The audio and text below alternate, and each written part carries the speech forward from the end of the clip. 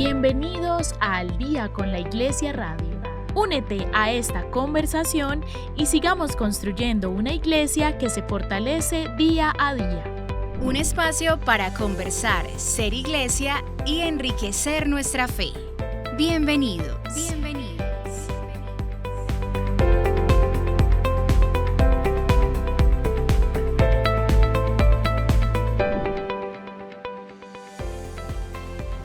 Un saludo muy especial para todos nuestros oyentes. Una vez más nos encontramos en Al Día con la Iglesia Radio.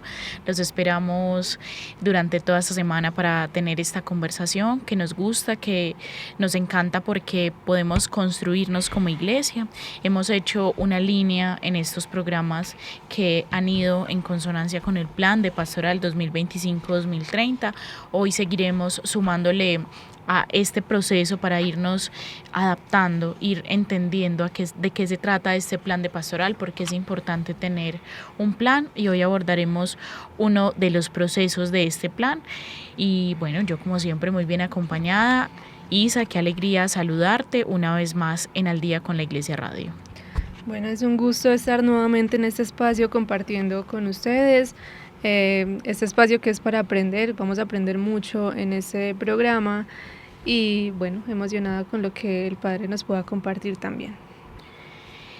Vamos entonces a hablar sobre el segundo proceso del Plan de Pastoral 2025-2030, que nos habla sobre lograr una verdadera espiritualidad litúrgica en nuestra vida y en la realidad de nuestras comunidades. Rápidamente les recordamos que Monseñor Ricardo Tobón Restrepo, junto con un equipo de laicos, sacerdotes, religiosos, ha creado este plan de pastoral que busca encaminar la labor pastoral evangelizadora de la Arquidiócesis de Medellín en estos años, que comprende del 2025 al 2030, y esto bajo 10 procesos que tienen una mirada prioritaria en este momento en la Arquidiócesis y que buscan darle vida a lo que hacemos como Iglesia Particular de Medellín. Es por eso que hemos querido con algunos programas irnos adentrando en esta realidad del plan de pastoral, que tiene como lema hasta que Cristo se forme en nosotros, y que va encaminando todas nuestras labores para que tengamos cada vez una iglesia más sólida y que sigue respondiendo a las necesidades de cada tiempo.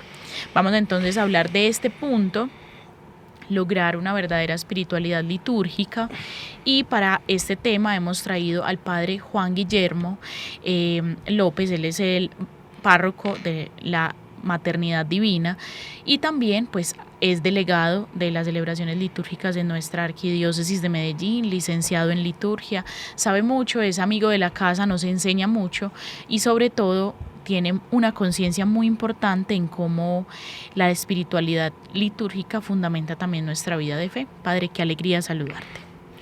Un saludo muy cordial para todos los que están aquí conmigo en la mesa y también a todos los queridos oyentes. De verdad que para mí es un gusto siempre estar aquí con ustedes. Bueno, padre, comencemos un poco esta conversación partiendo de qué es eso de espiritualidad litúrgica. Siento que durante muchos años hemos visto la liturgia como algo muy distante del pueblo de Dios, como algo que solo le pertenece al ministro, y nosotros pues simplemente participamos de la liturgia, pero incluso ni siquiera la conocemos demasiado bien. Ha sido fascinante ver cómo poco a poco se vuelve más asequible, pero sí que chévere irnos un poquito a la historia de nuestra iglesia, cómo la liturgia apareció desde pues los primeros siglos, pero cómo se ha ido actualizando y qué tenemos hoy, qué entendemos hoy como liturgia y especialmente como espiritualidad litúrgica. Bueno, yo quería como empezar precisamente por eso. En los pasados días 30 y 31 de julio tuvimos una experiencia muy enriquecedora en la UPB del 8º Congreso Internacional de Liturgia, donde tuvimos la oportunidad de escuchar todas las inspiraciones acerca de la liturgia y esta llevada hacia la participación de los laicos en la vida litúrgica de la Iglesia. Pero sí sería fundamental plantearnos la pregunta: ¿qué es la liturgia? Porque muchos podemos entender la liturgia como una sucesión de ritos simplemente. Y no. Resulta que la liturgia es definida por la Constitución Sacrosanctum Concilium del Concilio Vaticano II número 7, es definida como el ejercicio del sacerdocio de Cristo. De tal manera que Cristo está siempre presente en toda acción litúrgica de la Iglesia. Cuando un ministro bautiza, es Cristo quien bautiza. Cuando un ministro celebra, preside la Eucaristía, es Cristo quien la preside, es Cristo en la persona del sacerdote. Cuando un sacerdote absuelve a un penitente, es Cristo quien por medio del sacerdote concede la remisión, el perdón de los pecados por medio del sacramento. Cristo se hace presente a través del ministro que preside, in persona Christi Capitis, es decir, el que preside lo hace en la persona de Cristo cabeza, pero también se hace presente de manera particular en la palabra por la cual Él nos habla, se hace particularmente presente sobre todo en el sacramento de su cuerpo y de su sangre, en la Eucaristía, pero no podemos olvidar que también se hace presente en toda la asamblea, porque lo dice San Pablo, sobre todo en la primera carta a los Corintios, que nosotros somos el cuerpo místico de Cristo, en el cual Él es la cabeza. Entonces miremos que la liturgia es la presencia real y salvífica de Cristo en el aquí y en el ahora. Y es la forma como Cristo entonces renueva en la Iglesia la obra de la santificación y de la salvación. Eso es algo hermoso que muchas veces nosotros no alcanzamos a dimensionar y a comprender, porque vuelvo y les digo, la liturgia es tal vez interpretada en muchas ocasiones como un mero ritualismo y no como la vivencia de la presencia de Cristo, que vino a la historia, que vino a salvarnos, que vino a redimirnos, pero que esto el Señor, la carta a los Efesios, capítulo 1, versículo 22, este plan de salvación que Cristo realizó con su muerte y resurrección, lo entregó a la Iglesia como cabeza de todo. Wow, bueno, precisamente estaba pensando en eso, como que se vive mucho todo esto de la liturgia como ritos nada más y como una tradición, ¿cierto? Pero realmente a veces no se vive como esa verdadera espiritualidad. ¿Cómo vivir entonces, digamos que todo esto de una forma más profunda? Muy bien, qué bueno que vamos haciendo como el enlace de lo que es la liturgia a la espiritualidad litúrgica. La liturgia de por sí, y voy un poco al punto que decía ahorita Valentina, estuvo por un tiempo muy alejada del pueblo. Efectivamente, el sacerdote en el altar realizaba el sacrificio de la Eucaristía, renovaba el sacrificio de la Eucaristía de una manera válida, porque así era como estaba convalidado por la Iglesia en su momento, pero el pueblo era un sujeto pasivo. Había una expresión antigua y era de ir a oír misa, y es que efectivamente se escuchaban algunos cantos y se escuchaba al sacerdote que allá celebraba la Eucaristía, pero el pueblo estaba sustraído de esa acción. Porque ni entendía tampoco. Porque no se entendía, porque era incluso una liturgia que se desarrollaba en latín.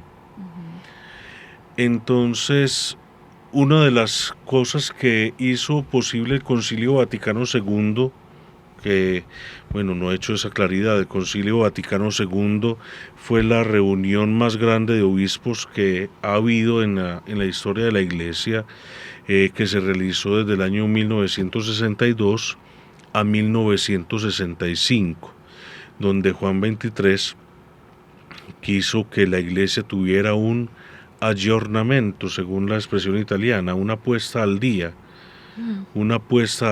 que la idea del Papa Juan XXIII, San Juan XXIII, era como a abrir las ventanas de la iglesia para que entre un aire nuevo, un aire fresco que pueda renovar el espíritu de la iglesia. Mal interpretado por algunos movimientos tradicionalistas, diciendo que con esto lo que hizo fue hacer que entraran movimientos modernistas y pensamientos modernistas, incluso que tocan con ciertas herejías a la iglesia. Ese no fue nunca el pretendido del Papa Pablo VI, Juan XXIII y luego Pablo VI al continuar esta obra. Pero sí dejar que la iglesia entrara en un diálogo más directo con una sociedad de esta segunda mitad del siglo XX, y mire cómo aún en el siglo XXI, en lo que llevamos en estas 2 primeras décadas, todavía el Concilio Vaticano II tiene gran actualidad y tiene mucho por decirnos como cristianos y por decirle al mundo. Pues bien, en este ayornamiento, en este abrirse a la vivencia del mundo y acercar el mensaje de la fe en el mundo actual, aparece un elemento muy bonito, y es que se busque que la reforma de la liturgia propicie la participación activa, consciente y fructuosa del pueblo santo. Una participación que era completamente pasiva, Claro. se convierte por el pedido de la Iglesia en el concilio en una participación activa, que todos sean unos actores que como un solo cuerpo estén integrados a la acción salvífica que se nos renueva en la liturgia. Entonces ese fue uno de los grandes alcances, y uno de los grandes alcances que viene de ello es que entonces se abrió la posibilidad de que la liturgia se pudiera traducir a las lenguas de diferentes naciones, de los diferentes pueblos. ¿Qué había antes? Es que esto no es algo nuevo, o sea, no es fruto de esto lo vamos a hacer y ya. Esto es fruto de todo un camino que se había avanzado desde unos años antes con el movimiento litúrgico, sobre todo en Francia, Alemania y Bélgica, con entregarle a la gente el misal de los fieles, que cuando era en latín, entonces se tenía una columna con las lecturas y con las oraciones en latín y otra columna en la lengua, por ejemplo en el español. Entonces ya la gente empezaba a tener un poco de conciencia de qué era lo que se estaba... Esa fue la transición. Eso empezó a ser como uno de los pasos, que luego ya el Papa Pío XII va a realizar la reforma de la Semana Santa, que fue una reforma a la liturgia muy fuerte que hizo en su momento. Todo eso fue preparando a la gran reforma litúrgica del Concilio Vaticano II, que va a propender por esto, porque haya una participación consciente, activa y fructuosa del pueblo santo que está reunido. Entonces, la Iglesia ha procurado que tengamos más cercanía a partir del Concilio Vaticano II con el misterio que celebramos. ¿Qué es lo que nos ha pasado de estos ya 60 años hacia acá? Que muchas de las manifestaciones las hemos de cierta manera automatizado. Entonces, yo no sé si a ustedes les ha pasado o han escuchado cuando van a misa, que por ejemplo lectura del libro del Apocalipsis, yo soy el alfa y el omega, el que vive y reina por los siglos de los siglos, y la gente abajo, amén. Amén. Sí. Se responde de manera automatizada. Sí. Muchas veces nosotros no somos conscientes de lo que se está haciendo y pareciera que respondiéramos como unos loritos.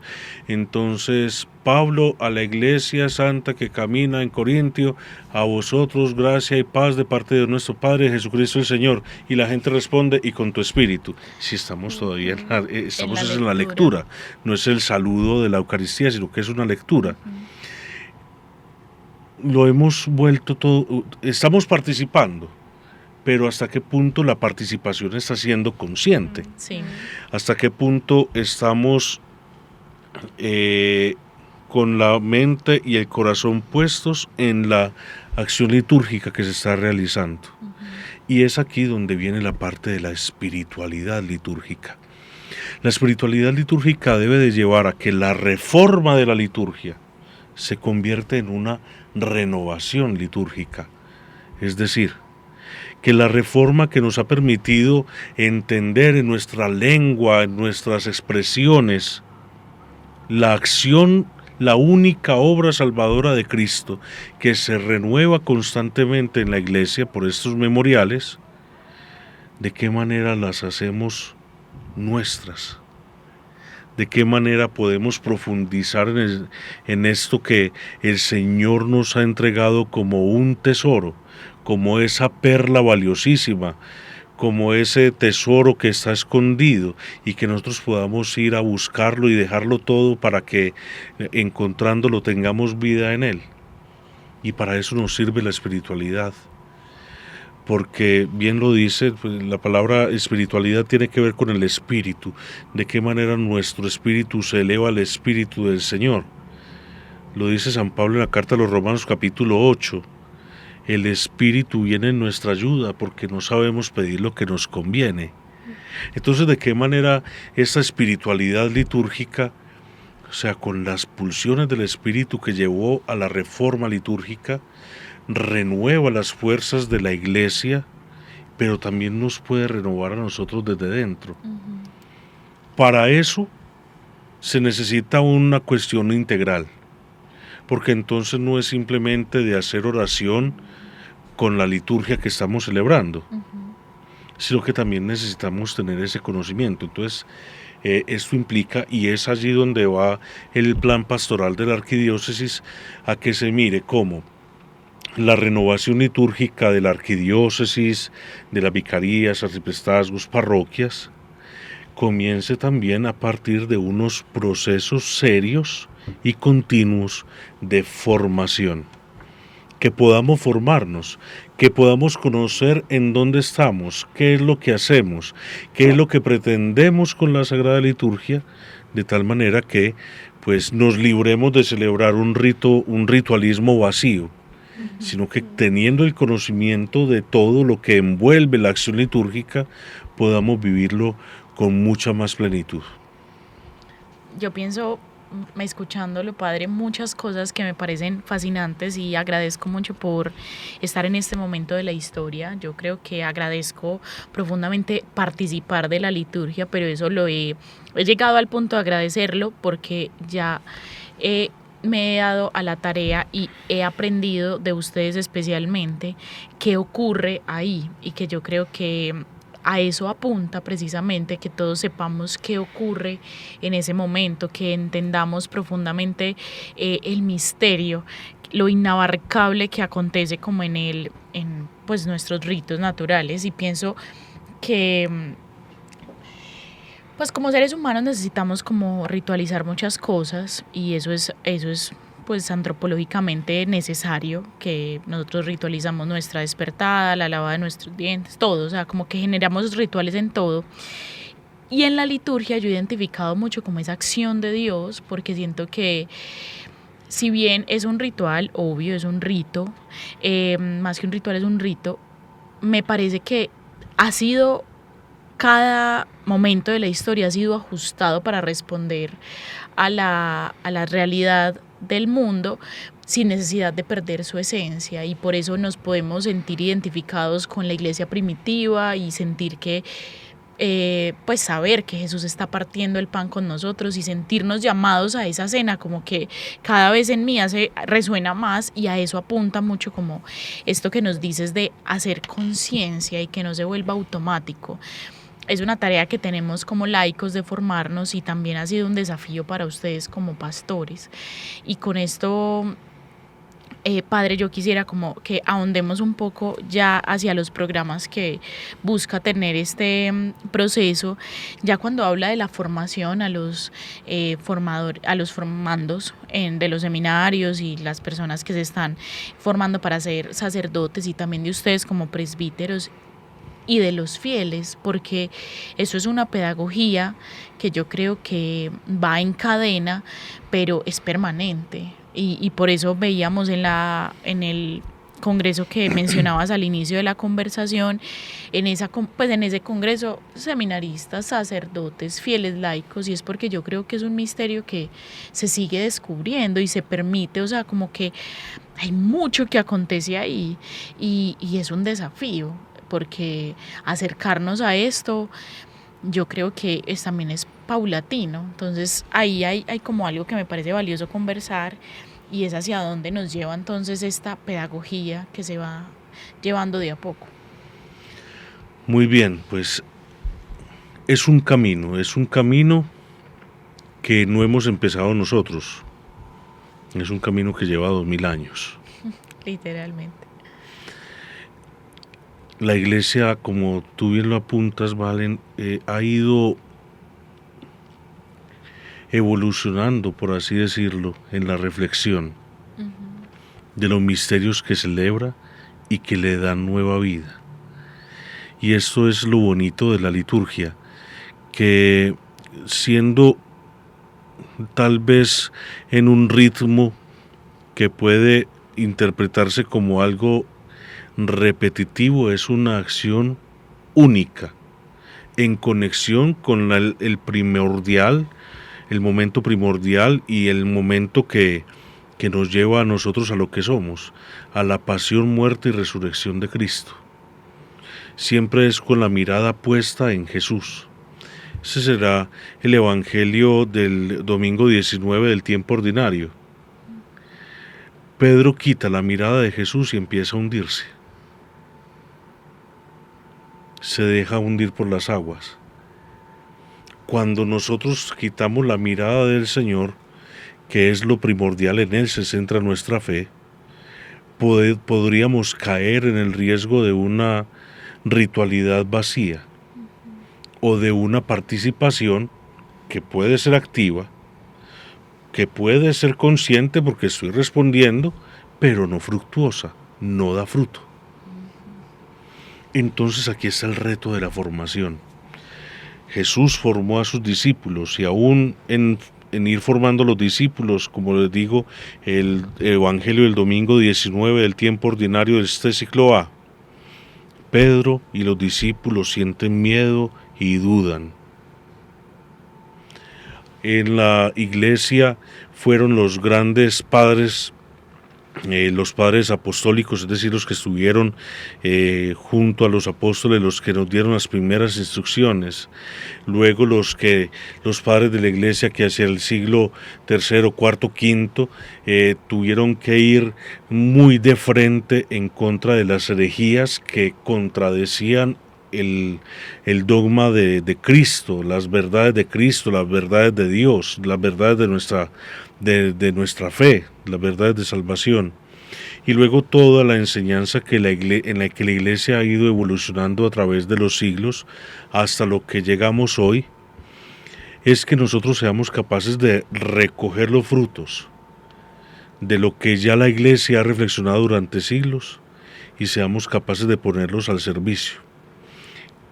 Este es un momento de grandísimas oportunidades, en el cual nosotros tenemos ya un corpus doctrinal muy bien asentado, donde tenemos una mejor comprensión de lo que estamos haciendo y viviendo gracias a las experiencias de los siglos pasados, pero tenemos estas herramientas tecnológicas que nos conectan en tiempo real y que nos permiten comprender la grandeza, lo sublime de lo que vamos experimentando día a día en la iglesia. Pero esto no nos puede dejar simplemente en el facilismo de saber, ya otros lo hicieron, entonces listo. No, esto es algo que exige día tras día. Es por eso que en los planes pastorales está en primer lugar la formación inicial, la formación en los seminarios. Se busca, por ejemplo, que propedéutico, que es el año introductorio, el primer año de seminario, sea un momento de reiniciación cristiana, de redescubrimiento del propio bautismo por medio de los signos, incluso litúrgicos, que trae consigo la iniciación cristiana de adultos. No van a volver a bautizar a los jóvenes del seminario, pero sí les ayudan a que entiendan a través de algunos signos visibles cómo el bautismo del que ellos participaron, fueron partícipes desde niños, pues ha traído a ellos estos frutos. Y luego toda la formación litúrgica que se da a través de los cursos, de los simposios, de los foros, de los congresos y formaciones ad extra que se van teniendo en torno a la importancia y la grandeza de la liturgia. Esto está llamado también a proyectarse y fue una de las grandes ganancias del Congreso de Liturgia. No tuvo mucha participación de sacerdotes, pero los sacerdotes que estuvieron también sintieron cómo este Congreso de Liturgia, a la vez que está formando a los seminaristas, que son los futuros sacerdotes, también refuerza en ellos y da una especie de continuidad con la formación recibida, que es lo más importante. Estamos en un proceso de continuidad, no de decir nada nuevo. Lo que yo estoy diciéndoles aquí no es nada innovador. Y eso es fruto de la reflexión que llevamos por 2000 años haciendo, pero que es necesario seguirnos renovando. Y yo creo que la gran novedad o la gran expectativa es precisamente la de los fieles laicos, porque lastimosamente pues muchos se han visto privados de este tipo de formaciones. Tenemos la ventaja que la Arquidiócesis de Medellín ha estado llevando desde hace muchos años, antes de que saliera este programa pastoral, pues ya también se venían dando, se venía realizando grandes cosas. Por ejemplo, este fue el 8º Congreso Internacional de Liturgia para la formación en liturgia de los seminaristas y candidatos al diaconado permanente, de los mismos sacerdotes y de los fieles laicos, que algunos tienen el ministerio extraordinario de la comunión, algunos son ministros lectores, acólitos no tanto, pero sí vinieron tal vez los acólitos mayores, algunos acólitos mayores o los que dirigen grupos de acólitos en las parroquias, y los fieles laicos que han querido seguirse formando en esta área tan particular. Pero no solo el Congreso de Liturgia, estamos hablando también de los procesos de formación y de renovación del ministerio de los ministros extraordinarios de la comunión. Creo que ya no sé cuántas personas hay, yo creo que son demasiados y han sido muchos los que han pasado, más de 800 ministros cantores, eso sí tengo un poquito más clara la cifra, han pasado por el proceso de formación que lleva cada año el Arquidiócesis de Medellín, y la renovación también del Ministerio del Canto. También el acompañamiento y la formación a los ministros lectores de la arquidiócesis, la formación y acompañamiento a los servidores del altar, la formación y acompañamiento de los grupos de acogida, que son algunas realidades que son un poco más incipientes, pero que se están también realizando. Entonces aquí estamos viendo toda una formación en la cual de manera integral, pero como lo digo, en una cuestión procesual, en algo de un proceso, estamos tratando de llevar a que la gente, a que nuestros fieles y a que nosotros mismos nos hagamos conscientes de aquello que celebramos día tras día y que seamos capaces de dar gracias a Dios y de dejar que estos misterios que nos han dado vida aumenten en nosotros la fe y la esperanza, y que así en la celebración litúrgica no lleguemos como a algo vacío o sin sentido o incomprensible, sino que por el contrario estemos dispuestos a fortalecer nuestra vida en el Espíritu. Sí, definitivamente hay muchos procesos también que se llevan a cabo que, bueno, es importante también como saber que desde la arquidiócesis también se promueve como todo esto y se da a conocer también por medio de diferentes delegaciones, pero también pues una anécdota mía con el párroco donde yo viví pues como toda la vida, él también promovía mucho eso desde pues la misma Eucaristía, siempre nos daba como una pequeña catequesis, siempre, como antes de iniciar la misa, nos explicaba como ciertas cosas de todo lo que se vivía, digamos como lo que íbamos a vivir en la Eucaristía y en todo esto que se iba a celebrar. Y siento que también eso podría empezar como desde ahí, como llegar también un poquito como a los fieles y a las personas que asisten como a todo esto. Yo pienso incluso, padre, en que a veces como que yo me he dado la tarea de observar otros rituales de otras religiones e incluso, por ejemplo, el rito catecúmeno. Y la participación de los fieles también parte mucho como de ese conocimiento y a veces se siente mucho cuando estamos en un entorno de laicos que se han formado no solamente para participar activamente como una asamblea activa, sino también para servir y que ahí siento que, no sé, cobra mucho sentido esto de, es que estamos todos participando del misterio. Entonces ver a los ministros laicos que se vinculan a las diferentes a los diferentes servicios, yo siento que nos habla de una iglesia que está viva, que se forma y sobre todo una iglesia que está respondiendo, como hoy tenemos, pues eso es triste, tenemos menos sacerdotes, es cierto, pues en nuestra arquidiócesis de Medellín no lo notamos tanto porque pues Dios ha sido grande con nosotros y nos ha regalado siempre como pastores para su pueblo, pero sí nos ha sucedido en otras ciudades, hemos visto también incluso en otros países, y son los laicos los que le dan fuerza entonces a la vida litúrgica de la iglesia. Entonces, parroquias que no tienen un sacerdote durante toda la semana, pero entonces es el laico el que va y proclama la palabra, el que acompaña a los fieles de ese pequeño pueblo de Dios, y que cobra sentido también esto de la vida de los laicos y que va encaminando un poco como ese proceso. Quería con esto, padre, hacerte una pregunta. Pues nuestros oyentes no saben, pero el padre se dedicó a la formación en el seminario durante muchos años y hace poco se puso como en servicio en una parroquia.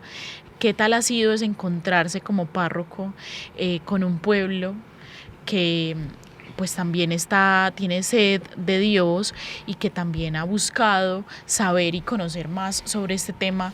¿Y cómo has visto esta realidad que, lo dijiste ahorita, el plan de pastoral, si bien hoy está estructurado en un libro, pues son iniciativas y procesos que ya se vienen adelantando de una manera muy concreta en las comunidades parroquiales? Muy bien, pues yo he tenido como la posibilidad de tener como estas dos vertientes de vida ministerial en el seminario, donde es muy insistente de una buena formación litúrgica y la mejor formación que se da es una liturgia bien celebrada. Y bueno, pues claro, en el Seminario Mayor de Medellín siempre se busca eso, que la liturgia sea bien celebrada y que sea respetada en todos los aspectos. La liturgia del seminario es muy, muy bien cuidada, muy cuidadosa. Pues no estoy en el seminario, pero puedo aprovechar para hacer la cuñita. Si ustedes quieren ver la belleza de la liturgia del seminario, el segundo jueves de cada mes se tiene la misa para toda la comunidad. Entonces todas las personas que quieran subir al seminario para participar de la Eucaristía en el seminario con los padres formadores, con los seminaristas, pueden hacerlo. Incluso hay un transporte gratuito desde la estación Exposiciones del metro por la parte de Agencia Auto, que los recogen allí, los llevan al seminario y después de la Eucaristía y de un compartir fraterno vuelven a llevarlos a la estación de Exposiciones. Entonces es muy fácil. Es normalmente el segundo jueves de cada mes. Si alguna persona se interesa en esto, pues también pueden consultar por las redes sociales del seminario para que estén al tanto. Entonces es un lugar donde se forma con mucha seriedad y con mucho cariño, con mucho amor a la liturgia, y tratando de cuidar, como les digo, la belleza de la liturgia, el esplendor de la liturgia en la manera como se vive y se celebra allí.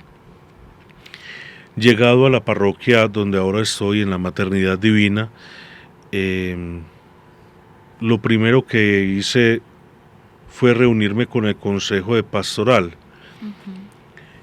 donde les decía, bueno, cuáles son de pronto las necesidades o las prioridades pues, que debiera considerar como párroco. Y todo me lo resumieron en 2 palabritas: formación y acompañamiento. Y yo creo que eso es lo que es un camino que ya se venía realizando en la parroquia donde yo estoy ahora, y que trato aún con las deficiencias que yo pueda tener, trato de llevar a cabo. Tratar de formarme para poder formar y acompañar los diferentes procesos pastorales en los grupos. Y yo creo que la vertiente va por ahí.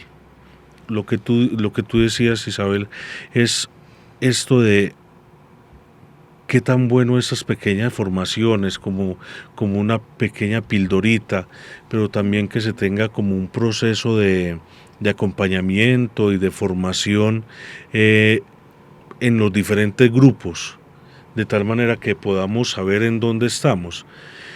La formación tiene que ser una cuestión muy integral, no solo en la parte de la liturgia. Nosotros lo hablamos desde la parte de la liturgia porque bueno, es en la delegación en donde estoy, el área donde estoy, pero nuestros agentes de pastoral necesitan formación en todos los ámbitos. La vida de iglesia, el comprender qué es iglesia, que la iglesia no son solamente 4 muros y un techo donde voy los domingos a misa a cumplir con el precepto dominical. Entender que la iglesia es un cuerpo, que somos todos y que todos hacemos parte de esa construcción. Entender los desafíos sociales que tiene la iglesia hoy y cómo los cristianos debemos de responder a los desafíos que el mundo propone, que está, por ejemplo, compilado en algo que se llama la doctrina social de la iglesia. O sea, tenemos muchísimas vertientes de las cuales necesitamos formarnos. Muchas veces no sabemos ni siquiera en qué creemos. Me van a perdonar, ¿cierto? Pero uno se pone a ver, hay veces que las respuestas de las reinas de belleza, ¿quién es Dios? Es una fuerza superior que mueve el universo con una luz incandescente, con un aura, y entonces empiezan a combinar cristianismo, nueva era, budismo y un montón de cosas, y uno se pone a mirar, o uno se podría poner a averiguar, esta muchacha es de dónde, y tal vez sea una católica que ni siquiera sabe en qué está creyendo. Claro. Entonces, la formación, vuelvo y le digo, estamos en una cuestión litúrgica, pero sí se necesita una formación muy integral, porque muchas veces los cristianos católicos no sabemos dónde estamos ni para dónde vamos. En el primer congreso de liturgia, esa frase se me quedó grabada desde ese tiempo acá, eso fue en el 2010. Monseñor Ricardo dijo: hay muchos bautizados, pero pocos discípulos. Wow. ¿De qué manera nosotros estamos llamados entonces a que el bautismo efectivamente nos lleve a un compromiso apostólico, que parte de la liturgia y que vuelve a la liturgia? El numeral 10 del Concilio Vaticano II de la Sacrosanctum Concilium, la Constitución sobre la liturgia, dice: la liturgia es fuente y cumbre de la vida cristiana, a la cual no se le equipara ninguna otra obra de la Iglesia. Pero la liturgia no agota la acción de la Iglesia. Claro. Parte de la liturgia y vuelve a ella. Pero está también la misión de catequizar. Está la misión de evangelizar en los territorios de misión. Está lo que se leía en el domingo 18 del tiempo ordinario: denles ustedes de comer. Está la acción social. Son muchísimos los frentes que tiene la acción pastoral de la Iglesia. De entre esta acción pastoral de la Iglesia, la más grande, de donde debe surgir y a donde debe de llegar la acción pastoral de la Iglesia, es a la liturgia. Y lo pongo simplemente como con un ejemplo muy sencillo. Vamos a empezar la misión en Nuestra Señora de la Montaña, ¿cierto? ¿Cómo se empieza la misión con los diferentes misioneros que llegan, seminaristas, laicos, sacerdotes? Normalmente se inicia con una Eucaristía, y en esa Eucaristía una oración de envío. Y entonces vayan y anuncien al mundo entero y proclamen el Evangelio. Salen con una misión. ¿Cómo se realiza normalmente la clausura de la misión? Con la Eucaristía. ¿Y qué le decimos a Dios? Gracias por lo que nos permitiste vivir y concédenos que la misión que hemos vivido sea fructífera. Pero vamos también al método litúrgico de la oración que tiene la Iglesia. La liturgia de las horas es precisamente la santificación del día. Que todo el día sea santificado. Muchos fieles laicos no saben qué es la liturgia de las horas. Ahí hay una formación pendiente también. No se promueve la liturgia de las horas en la parroquia. En las parroquias no se hace mucha promoción de la liturgia de las horas. Tal vez lo hagan con un grupo restringido o limitado. O tal vez no lo haga sino el sacerdote en un pequeño oratorio que tiene en la casa cural, o media hora antes ante el sagrario, que lo haga el padre con su liturgia de las horas o con los aplicativos, pero no se promueve. Pero esa es la oración de la Iglesia y se está santificando desde la primera hora de la mañana, al despertar, al clarear del alba, hasta la noche cuando ya se dispone a descansar. Se ha estado santificando todo el día y reconociendo la acción salvadora de Dios a lo largo de la jornada. Pero muchas veces nos perdemos de todos estos elementos. No encontramos cómo desde la oración litúrgica podemos santificar el inicio, el desarrollo y el final de la jornada como un sacrificio agradable a Dios, que podamos ofrecernos, carta a los Romanos nuevamente, como un sacrificio santo, inmaculado y santo. Ofrecernos nosotros mismos durante toda la jornada. Entonces, bueno, es que son muchas las perspectivas de formación que nos podríamos ir por las ramas. Necesarias. Y más que necesarias. Padre, el programa 3 de este proceso nos habla de brindar ayuda necesaria para vivir el espíritu de la liturgia y responde mucho en consonancia con lo que nos mencionabas que tu comunidad parroquial te pidió, y es ese acompañamiento, formación y acompañamiento. O sea, cómo pensar que la liturgia parte también de un acompañamiento del pastor y que yo siento que ahí es donde cobra sentido el hecho de que tengamos pastores y compañía en estos procesos. Yo pensaba mucho en cómo en mí se fue creciendo como el conocimiento de la liturgia, que es vasto, o sea, muy poco, pero con esto quiero dejar a nuestros oyentes un consejo, y es como vivan la liturgia también con curiosidad, con una sana curiosidad. Yo me recuerdo de 15 años empezando en el grupo juvenil y como que empezaron a generarse en mí un montón de preguntas. ¿Por qué el padre hace eso? ¿Por qué dice eso? ¿Por qué nos agachamos? ¿Por qué nos arrodillamos? ¿Por qué unas personas agachan la cabeza? ¿Por qué otras no? ¿Por qué hay cosas que decimos con el padre? ¿Por qué hay otras que no? ¿Por qué uno siente que él está hablando pasito y uno no entiende qué está diciendo? Entonces es secreto. ¿Qué es lo que lee? Si todos no sabemos lo que él dice, ¿por qué él está leyendo? ¿Por qué no se lo sabe de memoria? Y así un montón de cosas que empezaron a emerger en mi corazón, demasiado inocente, pero que yo creo que eso fue lo que me permitió acercarme a la liturgia y desestructurar lo que yo tenía en mi cabeza como tradición. Y con esto es una invitación para ir cerrando este programa a que no hagamos paisaje nuestra vida de fe. A veces la vida de fe, no sé, de nuestros oyentes, de muchos de nosotros, se convierte solo en la Eucaristía dominical, que basta, claro, o sea, la Eucaristía dominical basta para tener una vida de fe profunda, pero qué bueno que desestructuremos esa vida de fe desde la costumbre y la tradición que ya tenemos muy instaurada, y que le pongamos la duda a todo, y una duda sana, que nosotros nos acerquemos. Yo entonces me recuerdo preguntándole a todos los padres por qué hacen esto, por qué hacen aquello, a mis compañeros, a mis líderes del grupo juvenil, y eso fue lo que hizo que hoy, y seguramente nada comparado con lo que tendré en unos años más, pues un poquito más de conciencia y que nos acerquemos a este misterio profundo de nuestra fe, con absoluta conciencia, Padre. Con esto quiero que le dejemos también a nuestros oyentes como esos tips de cómo acercarnos a la liturgia de una manera como, no sé, es que para mí la curiosidad es fundamental para habitar el mundo, pero cómo le ayudamos a nuestros oyentes, sean agentes pastorales o no, a encontrarse con la liturgia de una manera muchísimo más cercana. Bueno, empecemos por algo, y es que la liturgia de por sí es ya una enseñanza.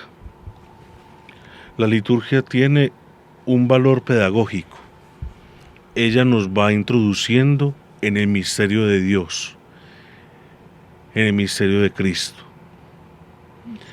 En este tercer programa precisamente se nos habla de cómo ayudar a que los fieles entiendan el misterio de Cristo a través de la celebración litúrgica a lo largo del año litúrgico. A través del año nosotros celebramos el mismo misterio de Cristo, y la misma liturgia nos va enseñando de qué manera Cristo ha hecho presente el reino de Dios. Entonces, comenzar por ahí, saber que la liturgia misma tiene consigo una enseñanza si nosotros tenemos la capacidad, abrimos el oído, abrimos el corazón, abrimos la curiosidad para entender lo que allí se está realizando. Y esto a lo largo del año litúrgico, como algo de proceso, también es un proceso de vida. Yo no sé si ustedes han visto cómo la liturgia cristiana se celebra de una manera cíclica, pero progresiva, como si fuera una espiral. Sí. Si ustedes buscan de pronto algunas imágenes sobre el año litúrgico, habrá algunas imágenes que te presenten como una especie de espiral ascendente, que comienza con el Adviento, pasa por la Navidad, Epifanía, tiempo ordinario, miércoles de ceniza, tiempo de Cuaresma, Triduo Pascual, cincuentena pascual, Pentecostés, segunda parte del tiempo ordinario, Cristo Rey, y luego vuelve a empezar Adviento, Navidad, pero no es en un punto como de eterno retorno, o como en un ciclo que empieza y termina como en la misma altura, no. Lo que tú decías, hoy hay una Valentina que es consciente de ciertas realidades de su ser y de ciertas realidades de su fe, que dentro de un año será completamente diferente. Dentro de 5 años ese proceso normalmente debe de estar mucho más elevado. ¿Hasta cuándo? Hasta que Cristo se forme en nosotros. ¿Y eso cuándo se va a dar? Tal vez 5 minutos después de nuestra muerte. Es un proceso de toda la vida, y es un proceso para aprender a conocer y amar a Jesús día tras día, y de ir avanzando. Compromiso grande el de nosotros los agentes de pastoral. Claro. Es un compromiso grandísimo, empezando por los pastores del pueblo de Dios. El arzobispo está muy comprometido, ha estado muy comprometido, y fruto de esto es precisamente este plan pastoral. Este plan pastoral, como bien lo dicen, no es fruto del azar. Es un trabajo arduo que se ha llevado con algunos equipos de sacerdotes, religiosos, religiosas y laicos para llegar a esto. Es un proceso de discernimiento del espíritu, o en el espíritu, muy grande que hemos tenido. Pero también en este mismo espíritu de discernimiento estamos implicados los que de alguna u otra forma servimos en la curia como sacerdotes delegados, y los religiosos, religiosas y fieles laicos que también están entroncados dentro de estos procesos de pastoral. Pero de la misma manera, territorialmente, en las parroquias. Los sacerdotes hemos de ser los garantes precisamente de esta belleza y de este proceso de formación celebrando en primer lugar de manera consciente, no de una manera repetitiva, de una manera activa, sabiendo que la palabra de Dios es eficaz y que esa palabra debe de actuar primero en mí, y de una manera fructuosa, que precisamente esa palabra y esa vivencia de la liturgia celebrada, predicada, pues dé frutos abundantes, primero en la espiritualidad propia, pero también en toda la comunidad. Esos son unos retos y unos desafíos muy grandes los que tenemos, pero ahí estamos sostenidos por la mano de Dios y por la gracia del Espíritu.